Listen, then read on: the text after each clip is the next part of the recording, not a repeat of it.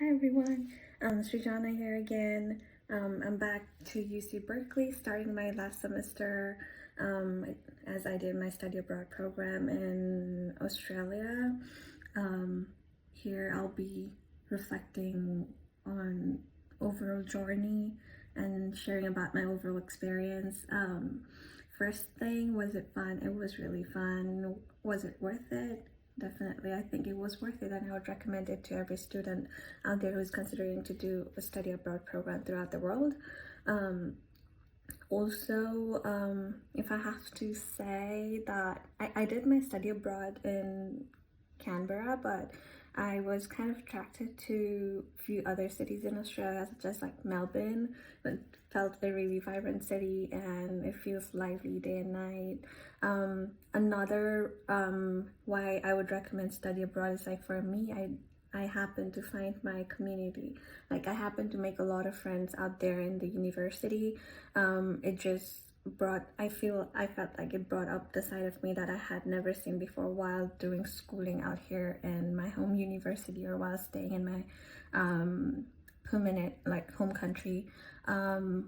Another thing for me that was really helpful like while doing study abroad was career wise, as I am planning to do something in the legal field, like attending a law school. So I kind of was excited to explore more of that aspect and while doing study abroad. So I was in School of Law in my host university, which was really helpful in answering a lot of my curiosities related to my career wise and kind of like making me think more about what else can I do in the aspects of like if I want to expand it more or if I want to stick to a certain like specific field.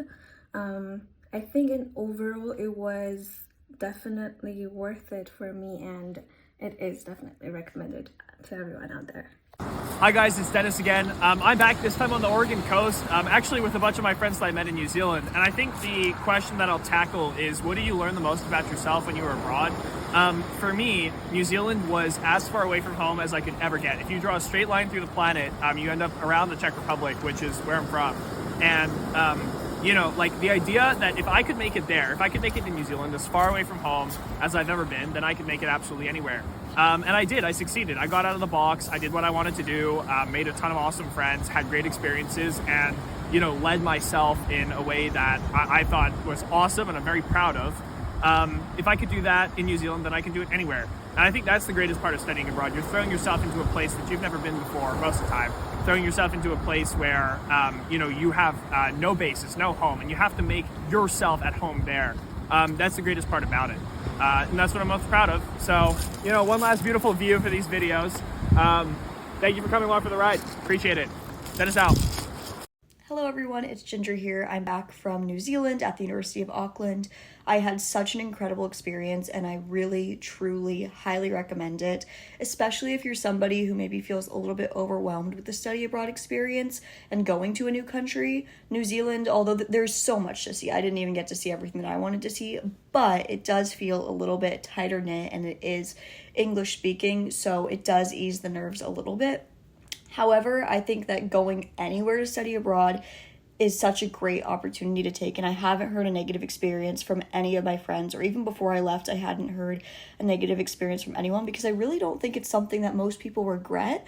I think definitely you learn things about yourself. Like, for example, I kind of have learned that I really enjoy a routine and being around friends and family, so that's why it's nice to kind of get to come back to the US. However, I definitely did like the travel experience as well, and I think that the 4 months was actually really cool to be gone for that long. So I think that for me, I kind of like the balance. I could see myself doing it again, but maybe not somebody who is, doing solo travel all of the time, where I think other people are kind of on both sides of that spectrum. Some people would maybe never do it again, and they just kind of always want to be, at home and maybe do 1 or 2 week vacations, and other people could travel for many months at a time.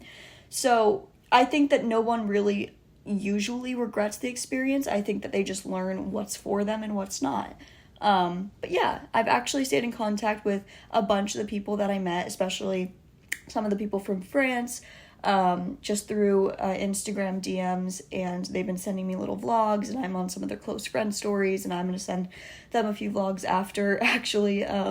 But yeah, it's just been really nice to stay in touch, and hopefully I'll get to visit them and they'll get to come visit me.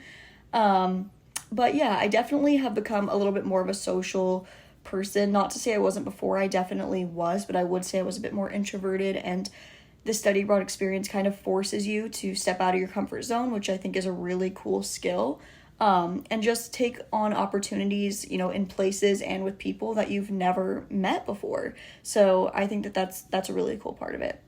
And I also got to go to one of my dream locations in New Zealand, which was Lake Tekapo. I hope I'm saying it right. But yeah, I got to see the lupins, and it was beautiful. And there's so many places in New Zealand that were like dream locations for me. But also I did get to go to Australia, and I definitely want to come back to Australia. So I highly recommend, if you're also looking at one of their programs, I'm sure that's also a great choice. I'm really excited to eventually plan another trip there because there's so much to see there as well. Hi everyone, it's Ginger here, and I'm just here to give some final words of advice if you're thinking about studying abroad or studying abroad in New Zealand or the University of Auckland more specifically. So first off, I'll start with travel. So I used Expedia and Get Your Guide. Expedia I used more for planning flights and accommodation, and Get Your Guide was used for activities. I definitely recommend both of these platforms, but I will note that with Expedia, it can be hard to get a refund. So if you're a bit uncertain with the dates that you're traveling, I might not use that platform or wait to plan the trip. For other travel like bus, train, ferry, you can get an AT Hop card, which is specific to Auckland, and you can get that at the ferry terminal or at the train station. Now, for academics, I would say definitely plan your classes before you get to your study abroad location, and plan that out with an advisor, and try your best to see if you'll get credit for those classes. I know that doesn't always work, and you can't have that finally determined until you see the syllabi. But I would try your best, just because I had a lot of issues with my classes and being in proper classes for my level. So definitely try to get that worked out. Another thing that I want to note is SIM cards. I would recommend either getting an eSIM card or doing an international travel plan. I got a physical SIM card, and it just caused a lot of problems for me, and I just wouldn't recommend it. I don't think it's also the most affordable option. So yeah, eSIM card or international travel plan would be a great way to go. Now for housing, if you're going specifically to the University of Auckland, I definitely recommend Carlisle Park, SMH. It was a great location that was very social. They had a lot of events going on, but you also kind of have private areas. You have your own room, a kitchen that's shared just with you and a few roommates. But again, there's also like more social areas like the study areas and the communal kitchen. So it kind of gives you a good balance. And lastly, I would say for a social life, definitely join clubs and go to events. I did notice that at the beginning of the school year or the semester, a lot of people that were studying abroad kind of stuck to groups of people that are from their country or from their program, so it felt a little bit difficult to meet more people. But if you go join these clubs and you go to events, it definitely helps to integrate with people from a bunch of countries. But yeah, that's all I have for today. If you have any other questions, you can find me on social media at ginger.thomas.